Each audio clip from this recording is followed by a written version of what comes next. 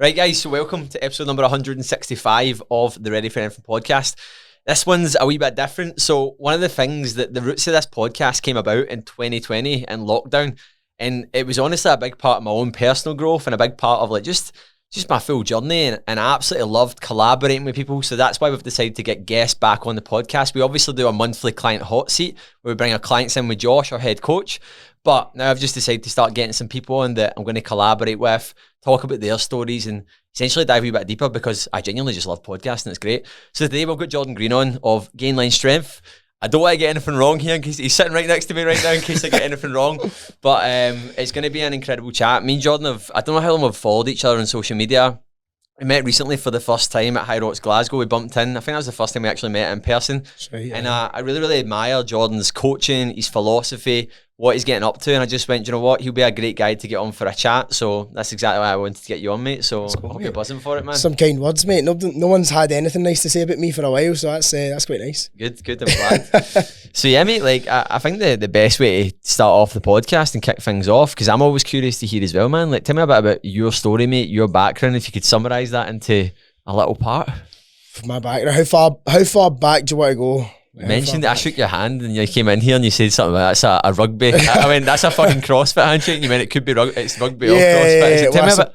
I suppose my start to kind of the fitness thing was through rugby. Like, that's the reason why I kind of not started in the gym. I went to the gym before that, but it was sort of definitely my entry into the kind of fitness industry.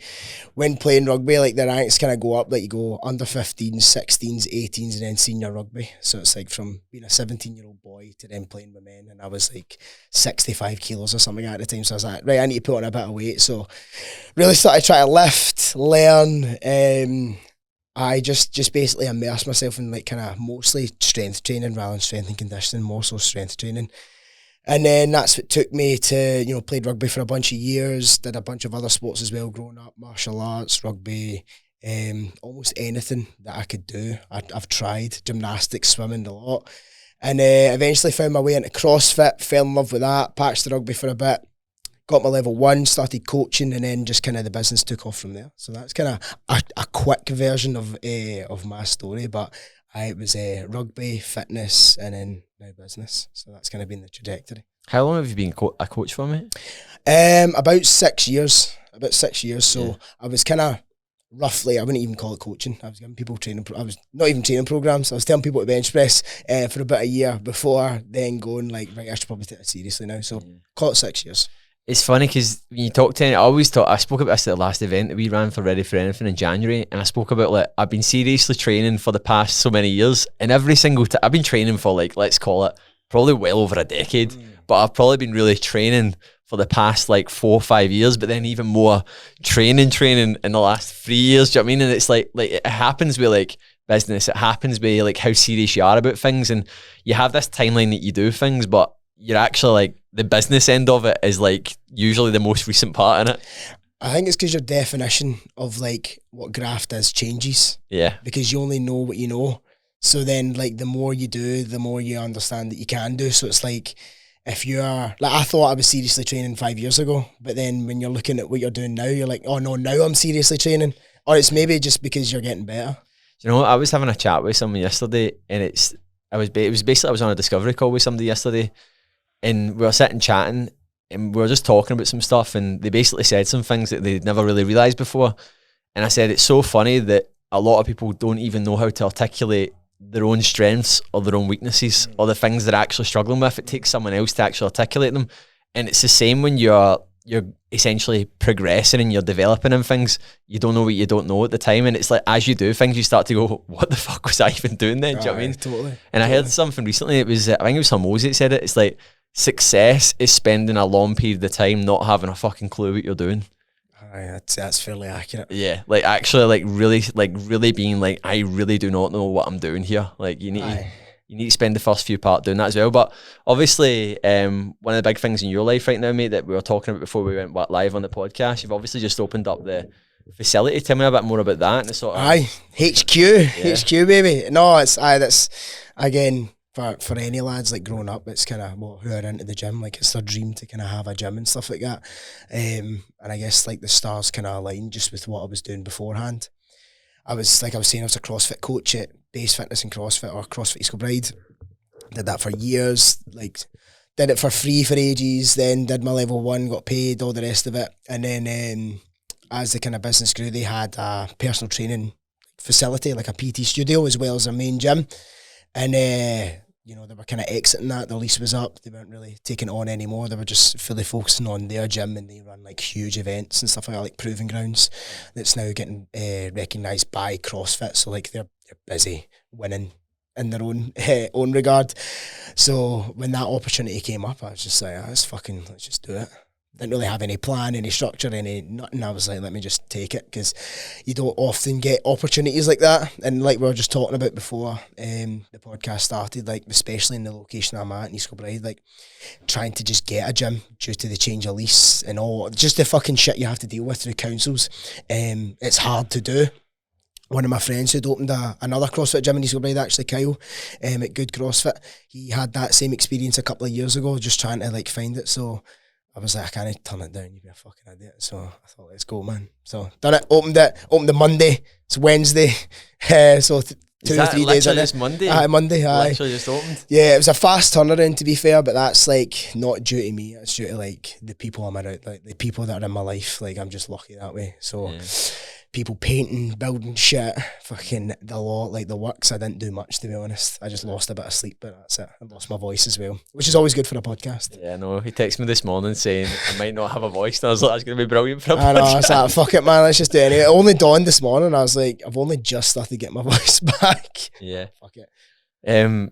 No, 100%, mate. It's good to see. I always like seeing folk thriving and killing it. And I actually was talking to Dale before it, that actually owns this studio, and yeah. I phoned him to say I was just coming in.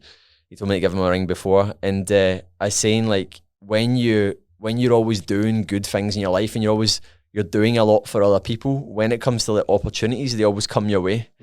And it was something I heard a while ago, and it's that if you wake up, it sounds quite sexy when you say it, but you wake up when you give, you get more back in your life. Yeah, 100%. So that, as you said right there, like more opportunities arise your way. And I was actually talking to Dale about that, and I obviously mentioned at the beginning why I love podcasting so much and meeting other people is because you build actual connections, and it can just be one thing that one person says, and it just it can change the trajectory that you're on because of one connection that you make, one conversation that you have that just completely changes the direction of what you're doing. And that's why I'm always encouraging my clients as well to go and meet people, go and get around people, because you do not realise what that can actually do. Because it's changed my life, man. See, just meeting people and doing things, it really is powerful. But one of the things that like I really like about your content, mate, your persona online, is that you're quite sarcastic and you have controversial opinions. Like that's what you push out, and I like to think that I do as well. Would you agree, or would you? Am I soft, or? Nah, I wouldn't say you're soft. I definitely say that,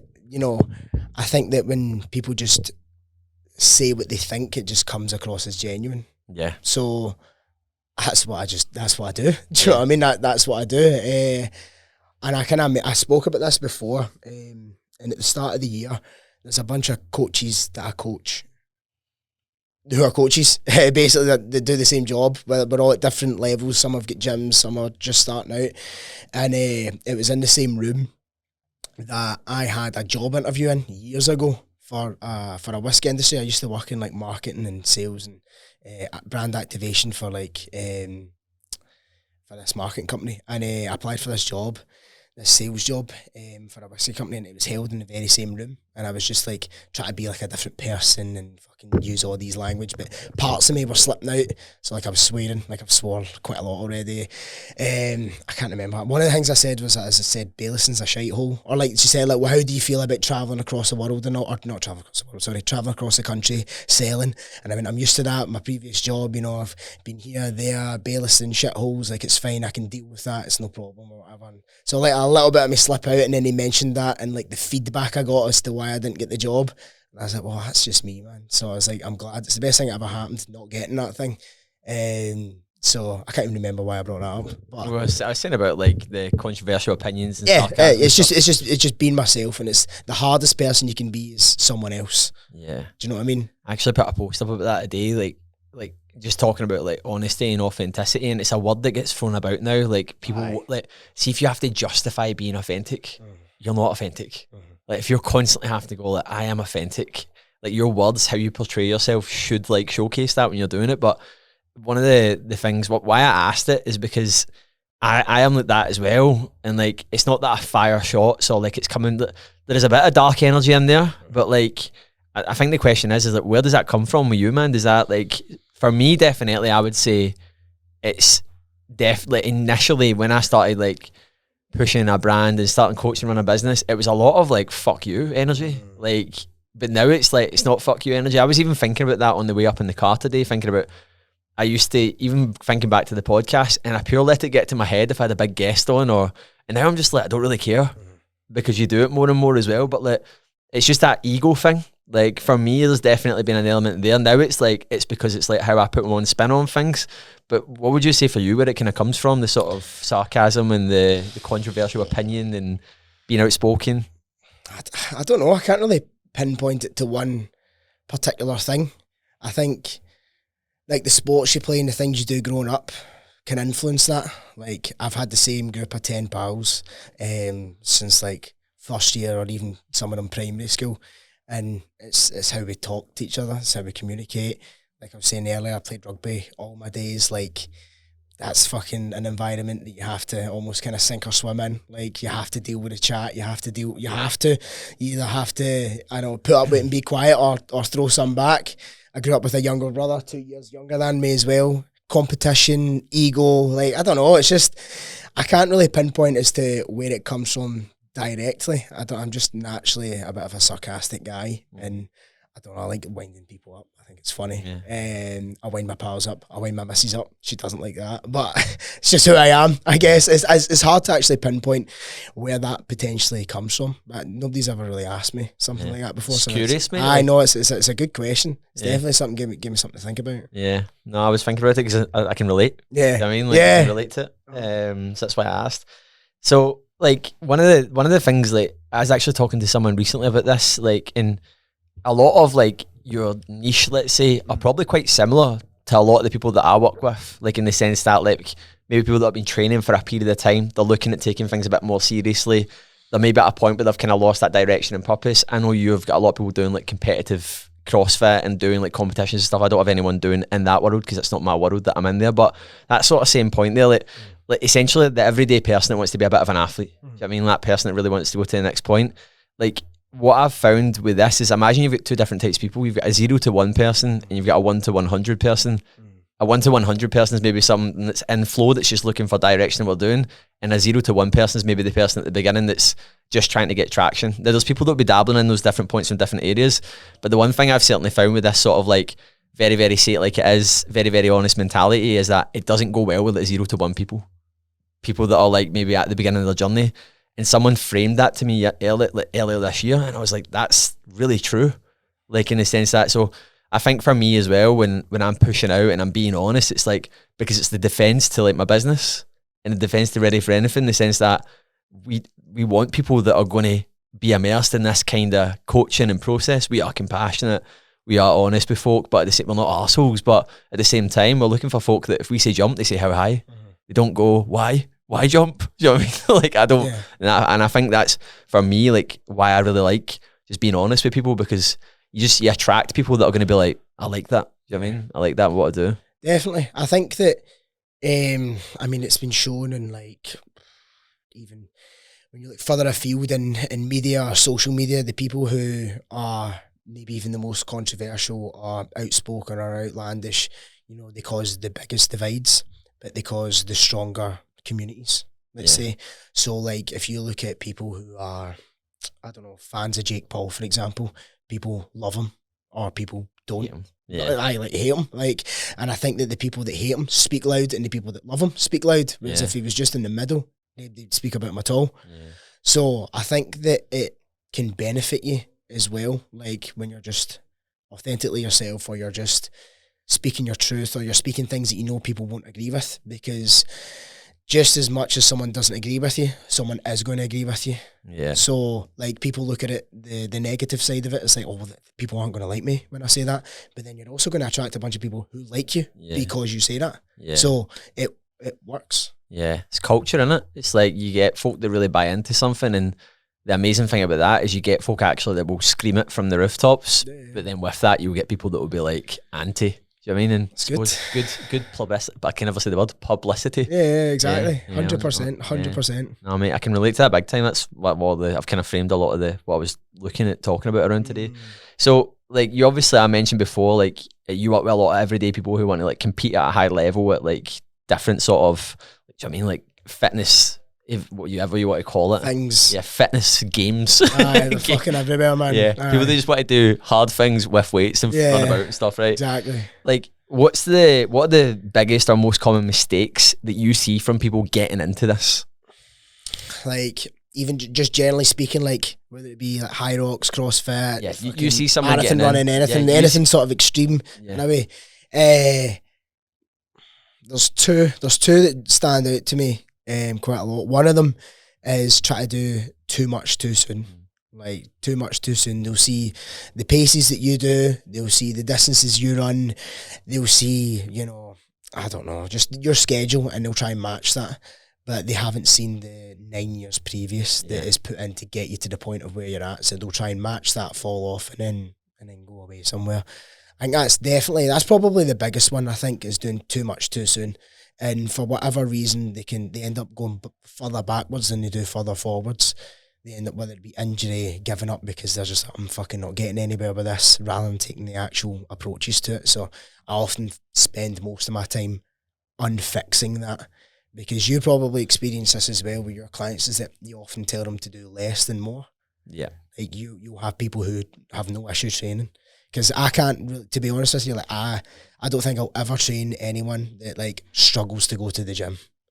Like, if you're the type of person that struggles to go to the gym or struggles to train, it's like, well, I'm not the PT for you. There's thousands, fucking millions of them out there that deal with those types of people. But it's like, for me, it's like, I much prefer dialing back. Like, if I'm getting someone to dial back, then I know I've got them in the right place. I think the second one, so the first one's doing too much too soon.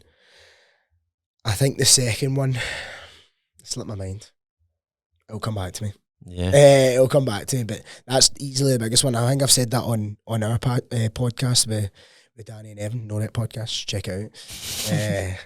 You've done 100 more episodes, man. Is exactly that. It's just doing way too much, way too soon. And you can also see it again. It goes into like business too. People try and like bite off more than they can chew. I'm just focusing on the basics. That was it. Yeah. Basics. People want to do the fancy shit. People want to do the cool shit. People want to, again, run the far distances, snatch the weight, walk on their hands, but they're like struggling to do press-ups unassisted, or they're struggling to like hold a barbell over their head, and they're wanting to do all this cool shit rather than mastering the basics. So that's a lot to be spoken for. I think it's the basics. Yeah. I think now I spoke about it in a post that I wrote I'm going to put up later today, and it's like, what I definitely found we Ready for Anything, because we've built a bit of a brand and culture, is that it can become a bit like the next thing. It's like folk are like, oh, that's cool, that's a shiny object, I'm going to go and lean into that right now because they're doing this and they're doing that, and this is all very cool and it looks very nice. But then they get into the bare bones of it and they actually look at it, and it's like, yeah, man, we're going to be doing this for the next year, for the next like 6 months, we're going to be focusing. And I think the biggest thing that I personally see relating to both of those points there is like actually realising what it takes. And I was talking to Ailey about this morning. We've had so much on recently, and we've got the High Rocks Worlds coming up, and like, I don't even know how long away it is, mate. This just shows you, because I've had other things going on. And yesterday we were doing a session and our head was just elsewhere, and we were talking about things, and I went, we need to flick a switch here and actually start thinking about it. And I was like, I was talking to Ailey this morning, I found out on Strava you can actually look at your fitness. Have you seen the fitness line on Strava? I don't even have Strava. It's actually really. I know. I should actually probably have it, but yeah. I've never used it. Mate, so I've used it for years, initially when I ran, but now I just log all workouts. But what it does is it's got an algorithm in it, and it basically dictates heart rate. I wear my heart rate monitor every time, duration of sessions, volume, intensity. Tell how you're getting fitter. And it tells how you're getting fitter. And like, I was like looking at it, and I was like, Ailey, we have been training like relentlessly for High Rocks since October. Like, we haven't really took the foot off the gas, man. Like, that's, and I was really going like that, and like we've got big plans and big goals for it and stuff, like both together and then both individually. And I said, like, this is like our future for the next couple of years. Like, that's like that's the real fucking bare bones of it, is like, you need to be thinking in fucking years and not months. And that's the big thing that I certainly see, because I call it the everyday athlete, because I'm not an athlete. I work full time and I'm not an athlete. Like, I'm not a professional athlete, but I can do stuff that's pretty above average and to a high standard for someone that does all these things. And people have access to do that now. We've got clients, and you'll have clients that are doing insane things. Like, if you were to look at 10 years ago and you were to look at what clients are doing now, it's like, it's insane what you can get people to do. Yep. But a lot of people are seeing that now, and they're like, that's really cool. And then they're like the big one I've seen with things is like, folk go, that's too much running. And it's like, no, that's what it looks like. That's what you need to be doing. Or, why am I sitting on a bike for 2 hours a week? Yeah, that's what you need to do. And they're like, that's a lot. And it's like, yeah, that's what you need to do. Yeah. You need to do that. And they're like looking at you like, really? And you're like, yeah, that's what you need to do. Like, in order to get better, like, you need to do either more, better, or something new. Do you know what I mean? That's what has to happen if you want to improve. And the reason why so many people do these things and don't get any better is because nothing changes. Do you know what I mean? Or they don't try new things, or they don't implement new tactics or whatever. Or even just for the number one thing is remain consistent. Do you know what I mean? So it's like, yeah, you can sit on a bike for 2 hours, but have you done that every week or every Monday for the past 52 weeks in a row? Probably not. Yeah. So it's like that, you're right, you have to speak in years rather than like from session to session. So you're absolutely true. Yeah, and it's like, when I see coaches working with clients and getting incredible results, what you can really, the difference that really separates these people is, obviously there's a lot of different things, but you can heavy tell that the coach that's dialing them in or taking them on the journey is just, they've painted a very good picture in regards to where they're going to be, what they're going to be doing. They're playing a much bigger game. Yeah. And I feel like a lot of people now are just doing things, and it's like they're thinking in like, when I do this in 12 weeks, like the full 12-week thing has evolved from coaching, was great because it started painting more vision. But it's now like, man, like for the goals that folk have, like 12 weeks is like not enough. Do you know what I mean? Nah, it's not. I mean, but it can be. It depends. It totally depends what it is. But it's like, I think that, like, when you, like you said, when you look at vision, or you look at trying to get better, you look at trying to improve, like that isn't really ever, or shouldn't ever really be, like an end cap to that. Yeah. Like, you're always going to be able to improve in some metric or some way, shape or form, somehow. Yeah. So it's like that bit never ends, and that's what I enjoy the most about training, I guess, or just anything in general. It's just like, there's always ways to improve. Yeah. One of the things that I really love, just kind of touch it, it's a wee bit going off on a tangent here, but I love about training, see, when you're always bought into a process, like, it's, you kind of step away from this, this is the adaptations I've created in this cycle of training, and you start thinking like, see that block of training that I done 2 years ago for that endurance prep, that's actually contributing towards the gains that you're making now. Like, so people forget about that. Like, see, when they start, like, when they're in this like constant flow, because we have clients come in that will go from like maybe doing like an okay standard to like performing pretty above average, man, like doing really, really well, like really, really like doing things they never thought they'd be able to do. And they can sometimes compare themselves to a former version of themselves where they're like, when I done this before, like I lost all this after that. It's like, yeah, but you've just done 40 weeks of consistent work that's all contributed to, it's compounded. Yeah. And it's like, you look at like, see that the hardest geezer that recently ran the length of Africa. That's a fucking G, man. See that, man, like, because I've seen you obviously sharing it and stuff, and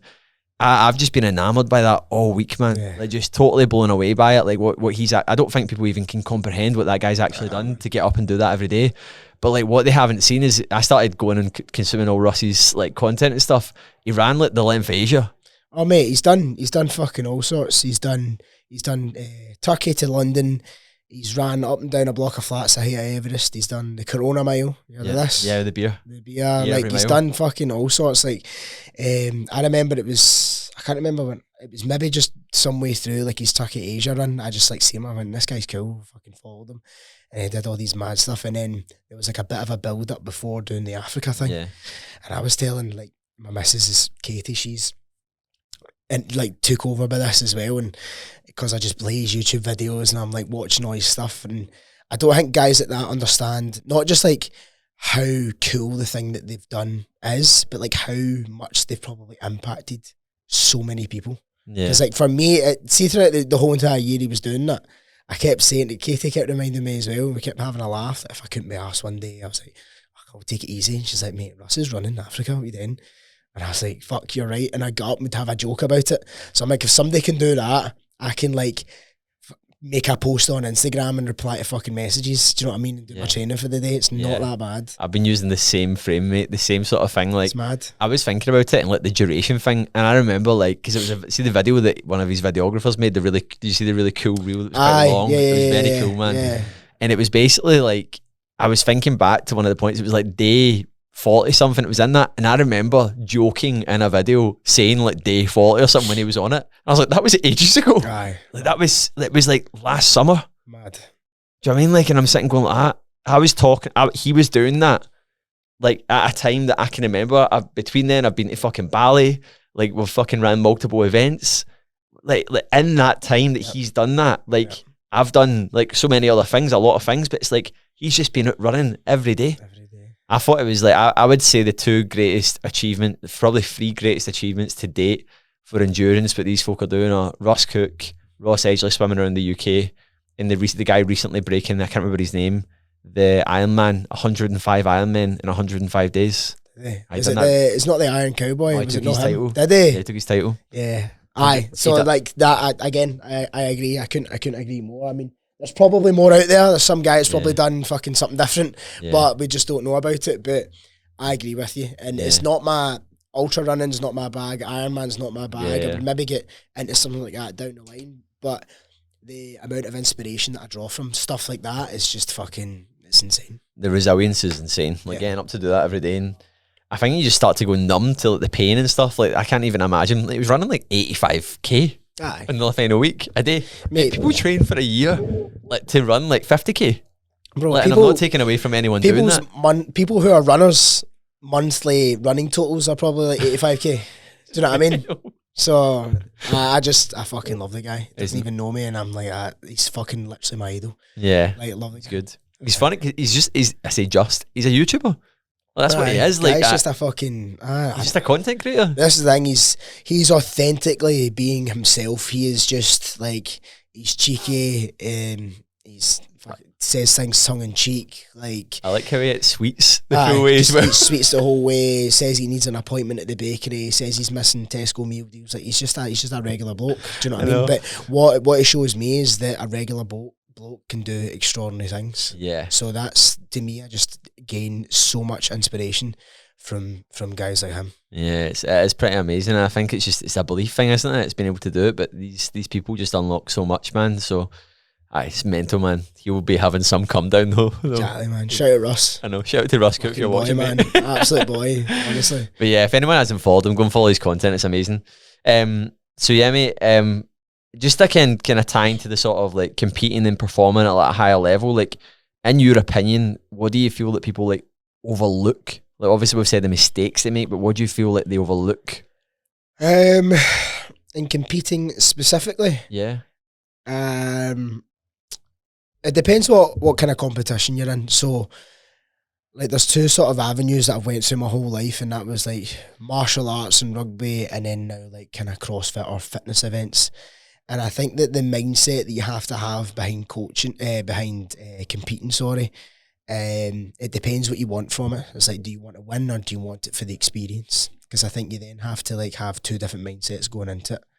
Do you know what I mean? So if you're doing it for the experience, then like fine, fair. It might not require as much intensity and as much like fucking as it wants. Like you'll probably have clients that want to do high rocks because it's a thing to do, and you want to have some that want to go to Worlds, for example. But I think if you're doing it for like the competitive thing, I think that's something that people overlook is how hard other people are training. Mm-hmm. Like it's something that you can't directly impact either. So it's not anything to do with yourself. So it becomes quite a difficult thing to manage. Like if I'm quite a competitive guy, I've not won that much stuff in my life, but it's something that bears in the back of my mind a lot, is that I know someone who's going to be kind of a similar sort of point to me, and I'll like make enemies with them, and I'll be like, right, well, they won't even know. Is he going to be putting this down? No. Is he going to be, putting his foot off the gas? No. Like I'll do that and create these kind of wee games with myself. So I think people can overlook how hard other people are working. I think, and again, that only really impacts people if they're competing, if they want to win. But that's something that I think about quite a lot. And again, it's even within business too. It's like just like picking wee enemies. Like, well, this person's opening a gym. I'm fucking open one. Like, do you know what I mean? It's just like picking wee games and picking wee things that you can kind of do. And I don't know whether it's right, whether it's wrong. I don't know. It works for me, I think. I'd say that's one thing they definitely overlook. The third thing that the second thing that they definitely overlook is just the amount of consistency you need to actually improve. Mm-hmm. So like people can, like, I swear you find it in like CrossFit or High Rocks or all these functional events that keep popping up. People compete in them all the fucking time. Compete, but they never train. So they never get better. So then they just stay the same. Mm-hmm. And I'm like, right, what are you competing for? You're not making any money from it. You're spending money to run around the fucking conference hall. Do you know what I mean? So it's like, what fucking, do you want to just keep doing it, or do you actually want to get better? Right? If you want to get better, do a little bit less, train a little bit more. So people overlook the amount of training they need to do in order to improve. And again, I say the amount of training, or it's probably more so competing less.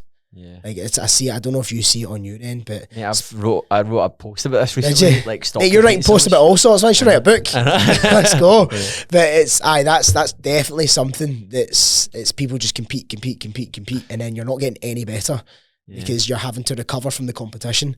Put you out for 10 days, a week, whatever, and then you're like, oh, I've got this in 2 weeks. Let me peak for this again.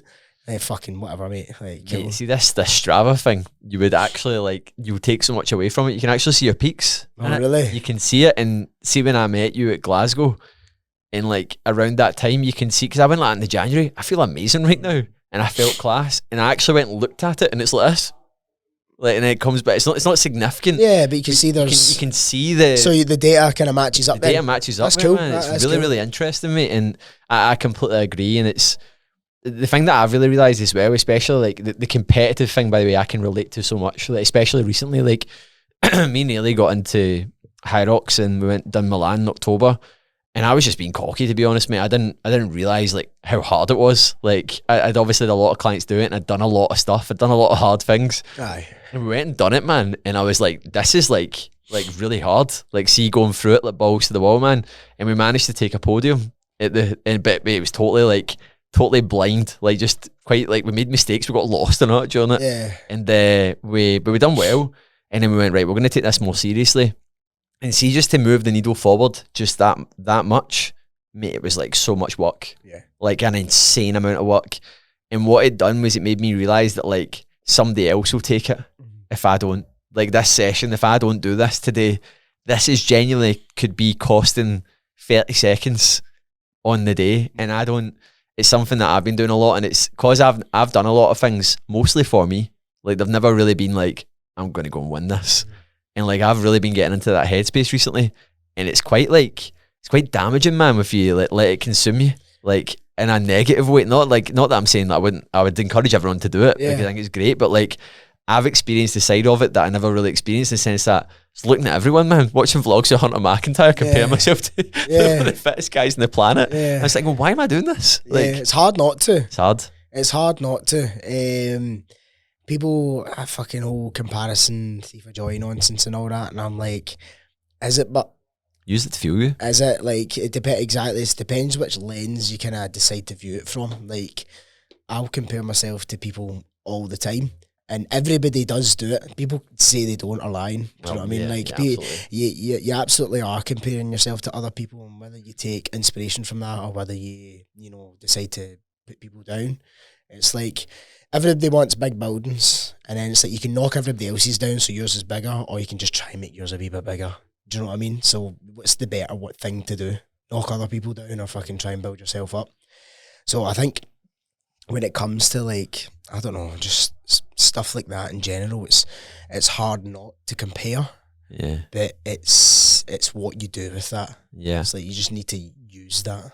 I think sometimes people say that they don't compare themselves, but they're just not aware what comparing themselves is. Yeah. They'll be like, oh, that makes me feel like, oh, that triggers me. It's like, yeah, you're comparing yourself to it. That's why it triggers you. Yeah. Like, that's, and people are unaware of what even the comparison actually is. They're just like, oh, that makes me feel that way. And it's, it's because you're measuring yourself against it. And the thing is, man, like, as soon as you do something, I had this conversation with someone the other day, and I was like, you're going to get to this point, and as soon as you get to there, you're going to have different problems.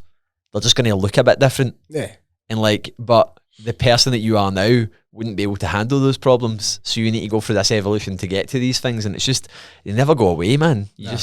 And then when you start to bite off more than you can chew, like, it's just that, it's that Spider-Man quote in it, what is it, Uncle Ben, with great power comes great responsibility. Yeah, aye. The more you do, man, the more you go like that, like, fuck, like, I actually have to, like, folk want all these things, then they actually starting to get into the business end of doing it, and they're like, this is hard. And it's like, it's very hard.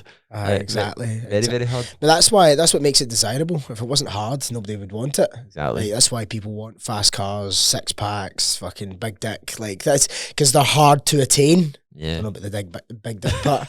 Big bick. But it's like, that's because they're scarce, they're hard to come by. It's like, if they weren't that, nobody would want it. See if there was 20 Ferraris in the fucking car park there and everybody had them, you kind of be like, oh, don't really want them. Same with clothes, same with everything. So when things are hard to get, people want them more. So, and I think when people get close to that thing, they realise how hard it is. They then now all of a sudden, I don't want that. Yeah. There's me and Ailey went to last year power yoga for the first time ever. I don't know what that is. It's like the hardest type of yoga, right? Is it? I'd never been to yoga. Mate, normal yoga's fucking hard. I know, mate. So we didn't know this, but obviously Ailey picked it. We were in Bali, man, and it was like start of last year. And Ailey went, we should go in because it's big there. Like, it's very, very zen there. But she was like, it is actually a really good place to go and do it. Would you have some bird with like hairy armpits and dreadlocks taking it? Oh, man, that's when you know you're in trouble, man. Yeah, this bird was dangerous, man. Yeah. She was like a little tank, man. Like, just like, but the thing she said, and this is why like, stood with me, is like, she kept saying, why should it be easy? She was like almost chanting that, like, because it was incredibly hard. Like, I was actually sweating buckets, mate, like, in these like positions, and like, it's like you cannot, like, you would do the movements, but then there'll be advancements, and then there'll be like pulses, and then there'll be like, it's like stress positions, and then holding them, and then your rest is actually a less strenuous position. You don't actually rest. So like you're in tension for like, and it went to 75 minutes. It was meant to be 75 minutes. She went, we've got the hall for another 15 minutes. We may as well do it. But she kept saying, why should it be easy? And I was just like, I know what she's meaning. Like, why should it be easy? Shut the fuck up, man. I'm struggling right now. Like, I know, but like, why should it be? And it's like, it's not until you're in the pits of something that you actually realise, oh, I'm in it right now. I'm just in the thing that's meant to be hard, but off the back end of this, it's going to be much better, and it will pay off. But when you, especially now, the level folk are operating in the fitness space, we like doing things like folk are, if you look at like your everyday person, they're operating what like an athlete would have been in the 90s. Yeah. Do you know what I mean? Like they're operating, they've got more awareness with nutrition. Not every athlete, obviously, but I mean, like, the lion's share of athletes, there's probably a lot of people now that are like, the top 5% is a total top different 5% to what it was 10 years ago. The bar will continue to rise, and with the evolution of these new sports, High Rocks is so new. It's so new. It's ridiculously new, and you've seen that sort of wave in CrossFit, where the things that they were doing at the CrossFit Games in 2010, like your quarter-final level athlete would be able to get similar scores, whereas like the things that they're doing at the games just now were like, oh, imagine if someone could ever be able to do this, and people are squishing it, no bother. You'll get it in High Rocks now. See the times that are happening now, see in 10 years, they'll be like a good score. So let's say you go there now and like, oh, a sub-hour, you're like, fuck, that's like a really good score. That'll be 50. Yeah. Like, it's just the evolution, because you have more people do it, more people train for it specifically. Yeah. Not like me and my mate Dean, who did it like last year, like with like 4 hours notice. I was like, fuck it, I'll go do it. And then you get close to an hour and you're like, oh, that's quite a good score. Like, no, that'll be like bottom of the pile very, very soon. It's just the natural evolution. But to go back to that point you said, why should this be easy? Something that me and a few of the boys have said before is like, this is what hard feels like. Yeah. That's something like, people want to be able to do hard things, like be hard themselves, do whatever. But it's like when you're in the fucking balls of it, it's like, that's what hard feels like. So like, if you want, that's what you wanted, so you need to be able to put up with it. Yeah. But I like that frame. Like, why should it be easy? Like, I like that. Yeah. It's cool. But she just kept saying it. She was just, I'm not even going to try and impersonate her accent, man. But it was just like, why should it be easy? Where's she from? I don't know. No idea. I don't way I come across. Like lived in Europe, lived in Asia, lived here. She's got this weird accent now. Yeah. But it really stuck with me, man, because it was fucking strenuous, man. Like, I was like, yoga's no joke, man. See, when they were asking at the start of a class, like, they'll go, right, you know how if you maybe run like an open session, whatever, you might be like, is this their first time put your hand up, or like, is this, if you're doing it in like a class, or like back when I was running boot camps or whatever, like it was like, who's in their first year? Like that was, I mean, that was the baseline. Oh, really? Who's in year 3? Who's in year 5? I was like, where's the newbie? Aye. Like, and it was, we'd went to like a class that was like for people that was like more, but they should have seen the shape of some of these people doing it, man. Like insane. Because it's just playing, it's just, what do you call it? Isometric work, isn't it? Yeah, just pure there. static work, man. Or tanks. That's it. Katie she does Pilates on the reformer bed, and she keeps trying to get me to go to one of the classes with her. I'm like, nah, man, I fucking do actual exercise. I don't do that pish, do you know what I mean? But just because I know it's going to be very hard, and I don't want to do it. Yeah, it's different. So I do enough hard shit in my week, man. I don't need more hard stuff. I've been on a bit of a mobility binge since like October, because my back started to get so bad. Right. Like really, really, like I was sitting at my desk and I had to go and lie in my bed. Yeah. Like not like go and sleep, but like, I get like that all the time, man, and I just go lie down. Yeah, that's it fixed. I sit back, man. I need a 20-minute kip. And but like since then, like I've really been like doing a lot of mobility. But over the last few weeks, we just been in different spaces, habits been broken. I've not been doing it. And I was at an event the other weekend, and one of the guys there, Johnny, is like he's known movement maestros, his sort of thing, and he's over in Ireland, and basically his he really specialises in movement. And he was like that to me. He's like, right, like he was getting me to lift my leg up, and he's like, what's your hip mobility like? And he's like, right, bring your knee back. And he's like, without moving your spine. And I just kept doing it. He's like, without moving your spine.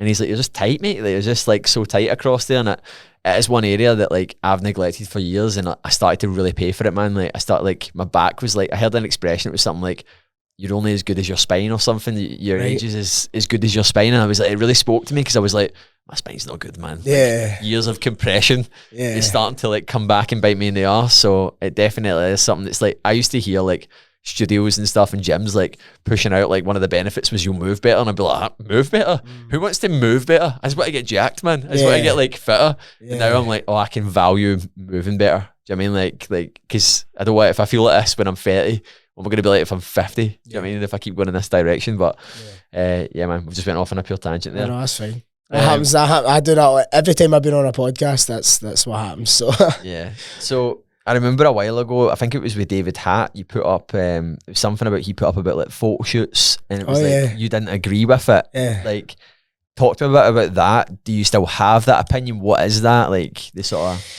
I think that's a while back. So I think the thing I said was photo shoots are shite. That was my words, and because in my opinion they are. I don't like them. It's your opinion. Exactly, it's my opinion. Fucking you don't need to like it. You don't have to agree with it. And I said it's a shite way to train. And again, one of the main reasons why I said that is because when like everybody, when they first start training, they train because they want to change the way they look. Right? That's kind of ultimately, like, anybody that says otherwise again is lying. Like talking about you're in the mirror like that, like I could be a bit bigger. So that's how MD wants to train. And then for, when you're training long enough, people either go like into bodybuilding, right, or they do something else. Powerlifting, running, high rocks, hybrid, CrossFit, something else happen, or they just fall off completely, right? But in a training standpoint, that's what ends up happening. And to kind of not go deep into it, but one of the main things that I said, or one of my main points, is that, if you train for performance, have you ever met anyone in your life that performs to a high degree that doesn't look like it? Yeah. Like, point me anyone on planet Earth that can do a high rocks in an hour, or that can compete in an RX level in CrossFit, or can run a 5K in under 20 minutes, or can bench 140 kilos, or for a woman can, strict press 45. Find me that individual that doesn't look good. Yeah. Doesn't exist. Yeah. Like, it literally doesn't exist. And if it does, you're a bit of an anomaly, and you maybe just like too many cakes, right? Or too many fucking Greg's pasties. Like, fine, right? But generally speaking, I have never met a single soul in my life that is good at a sport or a thing they do, not also look like it. Whereas most of the population that train for photo shoots, they look good on photo shoot day, and then they don't, and then they go, oh, I need to do a photo shoot because that's what made me look good, and then go back to that, and then it's just fucking on, off, on, off, on, off. Whereas if you fucking rock up to an Athex or a High Rocks or a CrossFit competition, you can fucking pick anyone out that is photo shoot ready. Yeah. Do you know what I mean? You're like, fucking hell, where are all these guys existing? Yeah. And it's like, it's out there because for me, it's a better way to train. It's a way that you can train that's more consistent because you can always improve performance. Yeah. Right? You know, you might think you lift lots, but can you lift lots and run far at the same time? All right, I might throw like there's fucking endless possibilities in that. Whereas when you're solely towards the kind of aesthetic side of things, it's like for most people, before you start fucking taking some exogenous hormones, there's only so much your fucking shoulders and traps can grow. So it's like the ceiling becomes quite high quite quick for some people and they get bored. And again, in order to get really, really good results from like a bodybuilding standpoint and like continue to grow muscle and grow tissue, like that requires a lot of fucking work that people aren't probably ready for. Do you know what I mean? Like, I think the biggest respect has to go out to like natural bodybuilders who stay natural and continue to like add tissue over years. Like that's hard to do. So I was just like being me. And I think the thing is as well, like I speak on social media how I'd speak to you in this room or how I'd speak to my pals at the pub. Like photo shoots, man, that's shite. Fuck that. Like go to a CrossFit gym. Right? Go to a CrossFit gym. Don't eat like a fucking idiot, and I guarantee after a year you'll look fucking pretty good. Yeah. So that was kind of the balls of it, and then I woke up the next morning, man, my fucking phone's going off its nut, man. I'm like, oh, there's people sharing it and all that, and I was like, fucking whatever, man. Yeah, no, I wanted to kind of dive. I remember you saying that, and that was one of the things where I said that controversy, because I agree, we do them inside Ready for Anything. We do an annual one. But the caveat to the way that I've done it is I've looked at it and went, right, what's the truth in the part? What's the bits that I don't like? What's the bits that I do like? And I'm like, right, I like the dynamic of the pressure. I like the dynamic of actually the group dynamic of doing it together. Yeah. And I like that it's a thing that I can actually launch inside of the program. Do we put in Stairmaster cardio? No. Do we do all that stuff? No. We had clients competing during High Rocks throughout it. We had clients one of my clients ran the Brighton Marathon at 200 pounds in 3 hours and 12 minutes at the weekend. Like 312, mate, 200 pounds. Big boy can shift, man. He should have a fucking rugby ball in his hand. He was I think he actually played rugby when he was younger, man, but he was a semi-professional cricket player. Is he? Aye, right. He's a big boy. So he can shift. He's in the shoot, man. So, but it's like the thing with me is like, could I help them get a more conditioned physique on the day if they didn't do these things? They'll have a great shape. Could we reduce the impact and maximize the recovery and make it less hard and less challenging? We could, but am I willing to do that with the clients? No. Yeah, I'm not willing to do that. So it's like this is the thing. It's hard to do. Yeah, I acknowledge that. Training and getting yourself in shape specifically for a photo shoot. Again, I've not done it, but I'm assuming it's pretty fucking hard to do. Yeah, like I done it last year because I was like, I need to do it. I can't encourage folk to do it, but I done it the way that I encourage people to do it. Like I done it, I just screwed the nut a lot more. Like, I'm pretty dialed in as it is, but like, I just turned a couple of degrees, do you know what I mean, and done it that way. That's hard for a lot of people to do because it requires a lot of discipline. But like, I didn't pure enjoy it, mate. Like, I was like it was good to fucking, do you know what I mean? Like, my food focus was higher and I was a bit leaner than what I usually am, but like, it was underwhelming in the sense that, like, I sound like I'm not selling this, man, to folk doing it, but like, see if someone hasn't done that before or got their body to that point, then it's actually a good wee instigator for that, to push them in that direction. But like, if someone is genuinely like that all the time and it's just them dropping a wee bit of weight, like you could probably get the same results through like try to hit a weight category and like a fucking CrossFit event where they were like doing, if they done weight categories or whatever, like you would probably get the same benefit from that. So I think it's just a discipline thing, man. But I wanted to hear about your opinion on it because I feel like I sold my soul to the devil a few years ago and started doing the full, what are the best folk doing that get the best results, right? They do this and they do that, and I started doing it and I went, this isn't me. Yeah. Do you know what I mean? Like, this isn't me. So I like took the part that I liked and then put my own sauce on it. Of course. But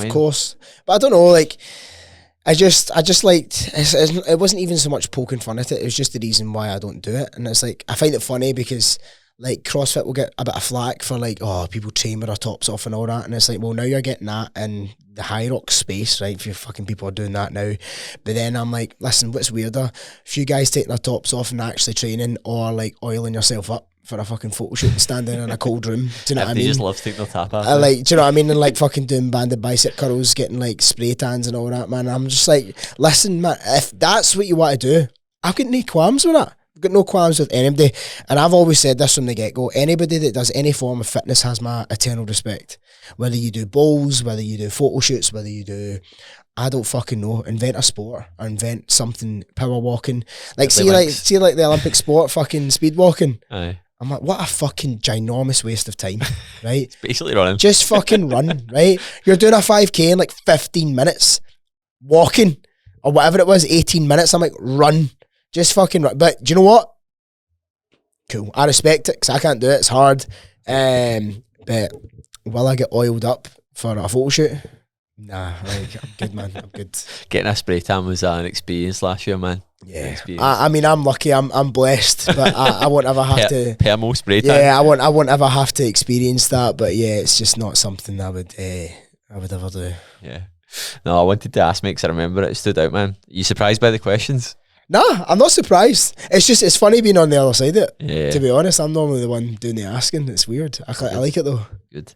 So, like, I was going to ask one of the questions, but you kind of touched base on it already. Like, what or who? Because the reason why I'm asking this question, we touched on it about like the bit that you overlook when you compete is what other people are doing, and we touched base on that comparison. Yeah. But the reason why I'm going to ask this question to every single person when they come onto the podcast is I feel like the fitness space is now a bit like it's a highlight reel, and you don't see what folk are actually struggling with, especially folk that look like perceived as they all have their shit together, like they're doing all these things, and again Jordan's getting a gym opening, he's got all these folk doing this, and he's always just laughing at it, and it's like, but they don't sometimes see that, like, what's Jordan struggling with? What's he comparing himself to? So my question is, what or who do you experience comparison with? Like, what do you personally experience it with?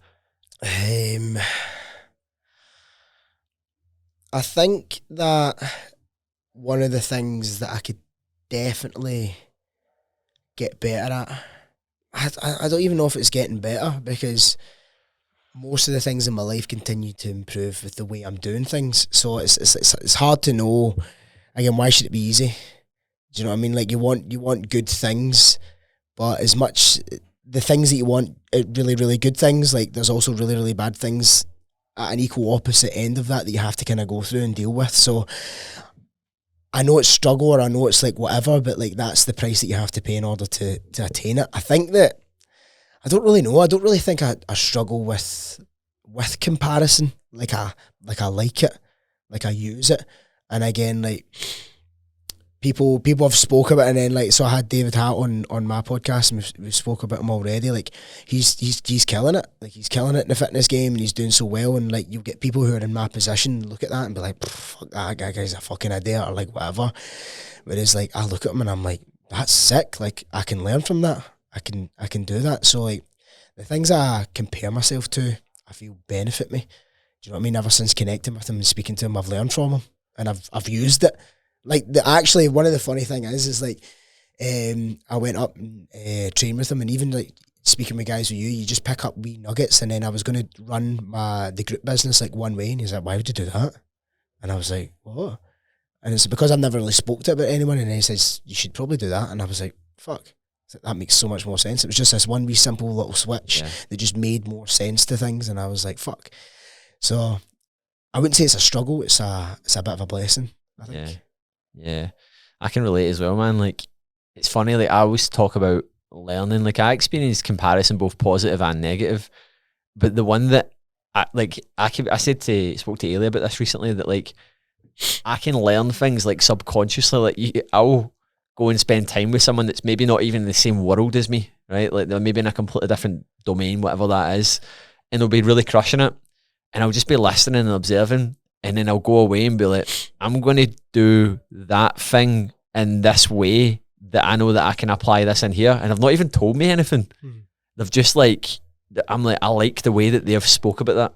Or just like model their behaviour, in a way. I think you take that from anything. Like, people who are phenomenal or exceptional in any form of discipline, like you can model that behaviour. I spoke to the kind of coaches thing we had at January, where we sat down and spoke about the thing. I said, the same level of thinking that you have with your fitness, you can solve those problems with your business. So like, someone comes up to you and they're like, I can't lose any body fat. I'm like, fucking these bits, whatever. It's the first thing most PTs say. It's like, well, what are you eating, right? How much do you train? What's your activity, right? 3 basic things. That's like fucking, that's so down here in the knowledge spectrum for us that it's not even a thing anymore. Whereas like if you look at like say your business or your life, you take the same level of thinking into that. You think that you've got this big problem. Oh, I can't get any more clients. Or how many people are you speaking to? How much content are you putting out there that helps people? And like, are you actually asking people? Do you want to be coached? Like, do you know what I mean? Are you putting out there coaching available? I'm not doing any of those. What the fuck do you think's going to happen? Yeah. So like the same level of thinking and the same level of discipline that somebody has that makes them the best chess player in the world, you could take and make you better at High Rocks. Yeah. You can always learn from someone. Yeah. It's just the simple things done really, really well, man. Yeah. The saying is, it's the boring work, innit? Aye. So I was going to say this to you earlier on when you were talking about bodybuilders, and I heard this like sort of once before, being a great bodybuilder is a race to be the most boring. Yeah. Fucking right, by the way. Abso-fucking-lutely. Because they're just doing the same thing over and over. I got it from my first rugby coach. And he always spoke about the All Blacks. He's like moved to New Zealand now. He's a PE teacher at my high school. And he was like, they catch, pass, run, tackle exceptionally well. So we're not trying to do these out the back passes and like loops and fucking all this mad stuff. And it's like, no, like if you just like run, catch, pass, tackle exceptionally well, you'll beat most teams. And it's the same with business. If you're consistent, if you communicate, if you show results, if you just do those three things all the time, you'll have a good business. With your fitness, if you eat well, sleep well, train well, consistently, you'll be good at what you do. Yeah. And it's like, it is like, and I think that I take like a lot of inspiration from bodybuilders in that regard, with like how basic a lot of the best in the world's training is. And it's like, it's not sexy, it's not special, it's not nothing, it's just like consistent. Yeah, no, I know. And something I always talk about is like the success cycle, where you have a big breakthrough, rapid growth, then you hit a prolonged frustration, then you keep applying that cycle. And like, the more I do things, the more I recognise I'm just in that period of frustration right now. And then when you're in that period of frustration, why most people give up is because they start to catastrophize, and they start to think, they start to go like, this is the end, like this is it. Maybe this is the max that I can get to. But if you actually look at the wee Strava line I was talking about, you can see the peaks, and you see the troughs. And when you're in that trough, you think your world's coming to an end. It's like when you get not well. Aye, you're like, oh man, I wish I was just well. You're like, what it's like to feel well. You're like, I'm so fucked. And you're like, mate, like 4 days ago you're okay, and in 4 days you're going to be okay. Yeah. But it's like you said, catastrophize. You just fucking make the situation worse. Yeah. I think that's normal. Everybody does it. Yeah. I was like that on Monday. I said, fucking can't speak. My throat. First day of the gym opening, like I want to be able to train, and like I'm like, and it's like by Wednesday I'm like, kind of all right now. Do you know what I mean? It's just, it happens. I don't know if people will ever be able to like 100% manage that. Like everybody goes through those bits. I think the more you do though as well, like the more you like, I feel like see, I went through that point where where the ego's quite big, in the sense that like you get high in your own supply.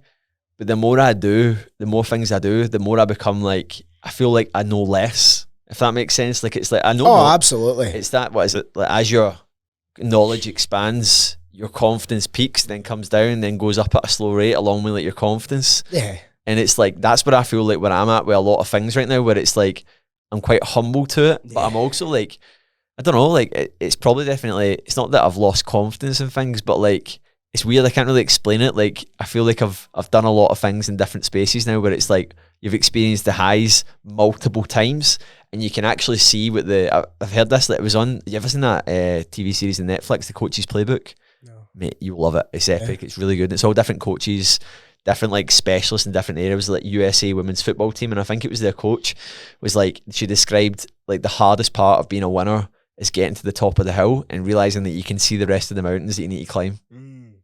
Like once you get to the top of the mountain, like other people are coming up behind you, man. And you need to start being like, right, I need to go and scale that one now, and I need to go and scale that one now. And I feel like in some retrospects, in some areas, I'm probably on like mountain 3 or 4, and I'm starting to be like, it's a grind going up here now, and I need to think of this new way to do this, and how am I going to do this faster? And you actually know the patterns so well that you're like, it's a great thing, because it allows you to just start to have confidence that you start to play the sort of trajectory game rather than the sort of like, oh, is this it? You've realised that like it doesn't end. You just keep fucking climbing up hard hills all the time. It never ends. It never ends. It's like fucking, you have a baby and then everyone's like, oh, when you gonna have the next one? You're like, fuck's fuck's sake, man, just like chill out. Yeah. You open a gym, it's like, oh, when are you going to open the next one? And you're like, fuck. I know. But it's that is the thing. It's like when people who are PTs, like, I'd love to have my own gym. Like, that's the dream, that's the goal. You have it. And like, I've got it. It's 3 days in, and I'm like, fuck. Like you said, I'm like, well, I've got this to now do, this to learn, marketing, sales. Oh, am I going to run ads? Like, and you're like, there's all these fucking different avenues you can go down that are equally as challenging as attaining the gym.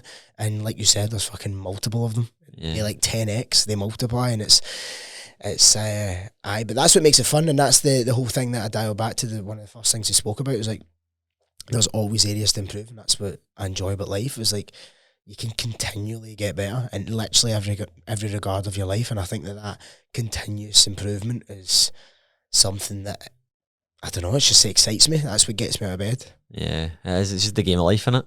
Just like, what happens next? What's going to be thrown my way? I always think that. I said this to Josh last year, and I was like, you know what's funny, man? Like, it was, I can't remember what happened specifically, but it was like, you know, where there's been a bit of like challenge and whatever, and I remember like, I'm really curious to see what the next one of these is going to be. Yeah. Like, because you know, it's the more you do things, I'm also really curious to be what the next high is going to be, and what's the next big thing that I'm going to be doing. But when we were on the retreat last week in Spain, one of my clients, Ross, basically said, someone was talking about, it was like the Wednesday or something, or the Thursday, and someone was talking about going home, but just in a chit chat way, and he was just like, just be fucking present, man.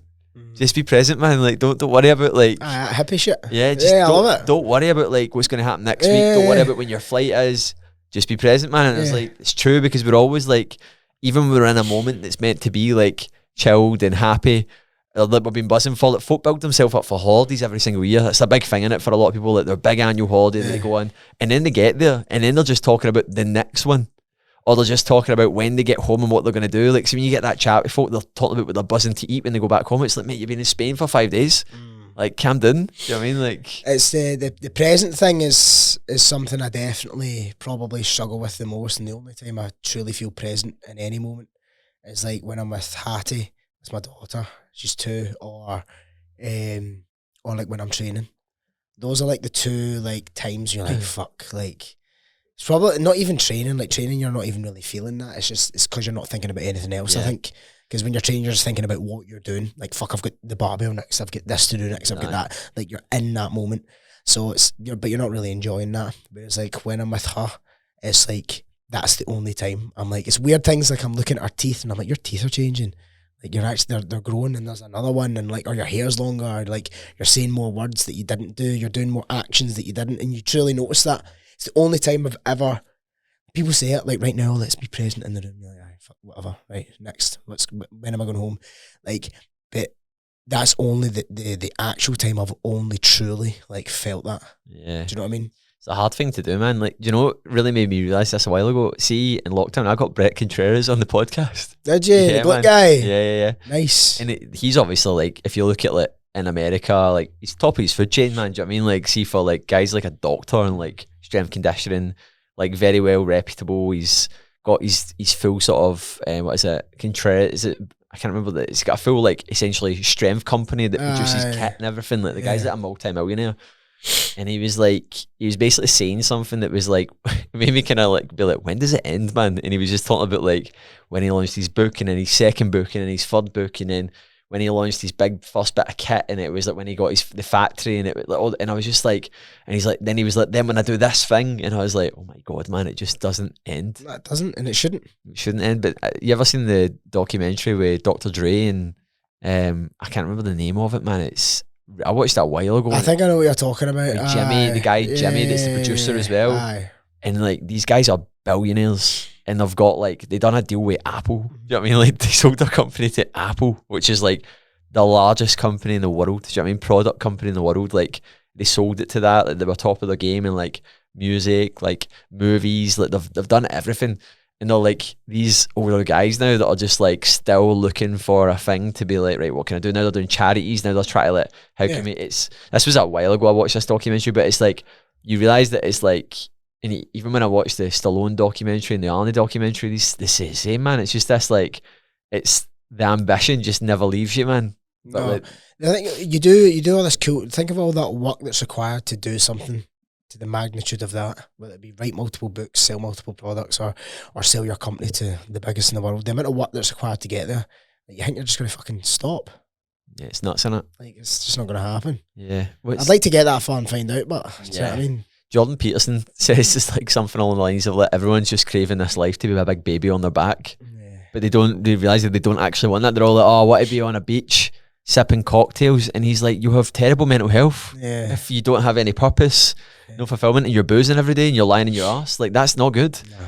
Do it for 5 days. Do you know what I mean? Like, it's never that. And it's like people are chasing this like sort of, oh, when I do this and when we retire or when, and it's like they're just not really focused on the growth that they can make right now. And it's always like, right, when I do this, and it's all just waiting in life kind of happening to you. Do you know what I mean? Like, I like that, we'll do that. And it's like, what are you doing to be, everything's just very vague. Yeah. Like, goals are just very fucking vague. Do you know what I mean? Like, I hopefully want to be a millionaire one day. If I do that, then I'll do it. And it's like, what?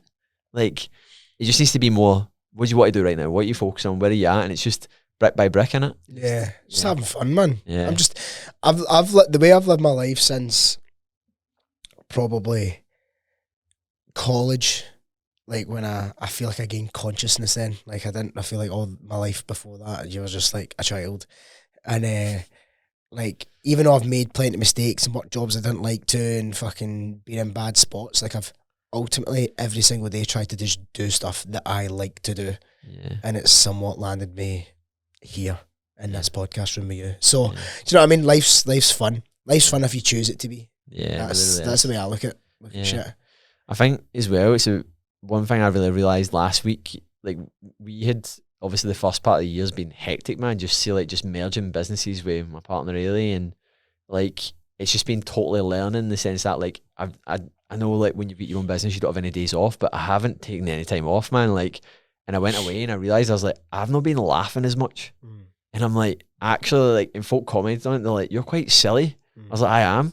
Like, I'm pretty silly, man. Like, and I'm like, I'm not doing that enough. Do you know what I mean? It took me to go away and go, oh, fuck, man. Like, I've not been doing that thing I actually enjoy doing loads. Do you know what I mean? Like, I have been laughing still and I have been taking the piss, but not to the extent of last week, man. Do you know what I mean? Like, I was really laughing a lot, like, really, really taking the piss. Aye. And it's like, right, well, how can I get a bit more of that in my life? What can I do? Because what's the point in doing everything? Like, I was thinking about this, like, see, sometimes when you hear folk with like fitness and it's so like, it's so hard.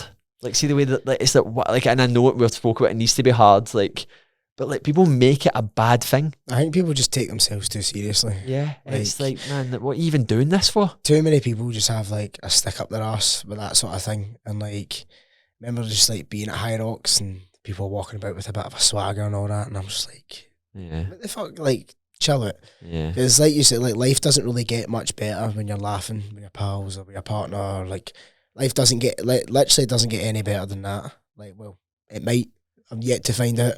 yeah, But throughout every stage, like when you're fucking a kid running about playing football or whatever, or you're like with your mates, or I'm with my daughter and she laughs, like, it's you can't really get much better than that. So then when you see people taking themselves way too seriously, it's like I've never really been the type of guy that takes myself seriously.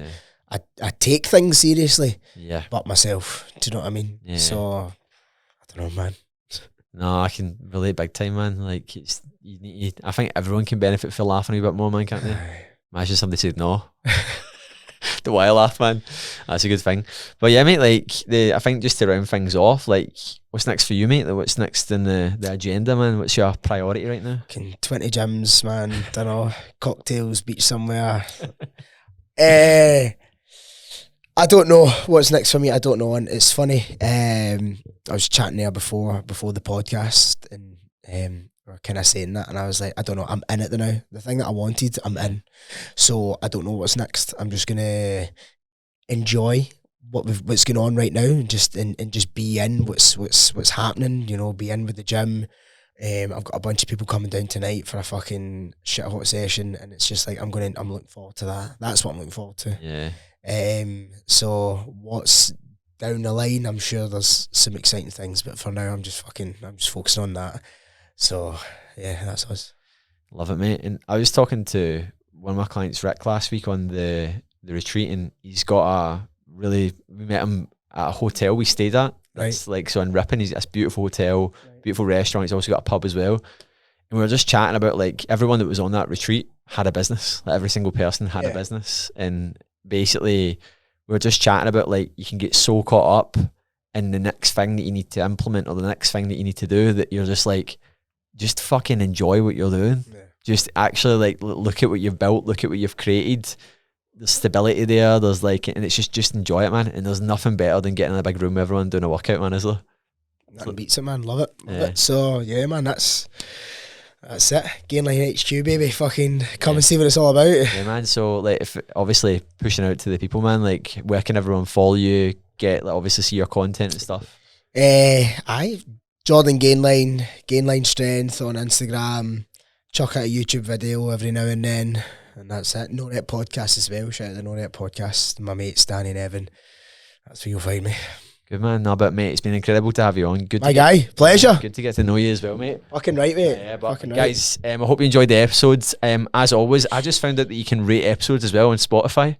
Please rate the episode on Spotify. We've done 165 of these. I'm 100 less, and I knew that. Mate, come on, bro. See, we like tech, mate. Like, I am useless with things. Like, I'm so unaware. Like, I'm unconscious with like loads of things. Like, I'm very aware, but then like some things I don't. But if you enjoyed the episode, guys, please rate the podcast. If you're watching this on YouTube, subscribe. Make sure that you are subscribed as well. And if you don't follow me on Instagram, give me a follow. KDH.ready for anything. Anyway, guys, hope you enjoyed the podcast. See you later. Goodbye.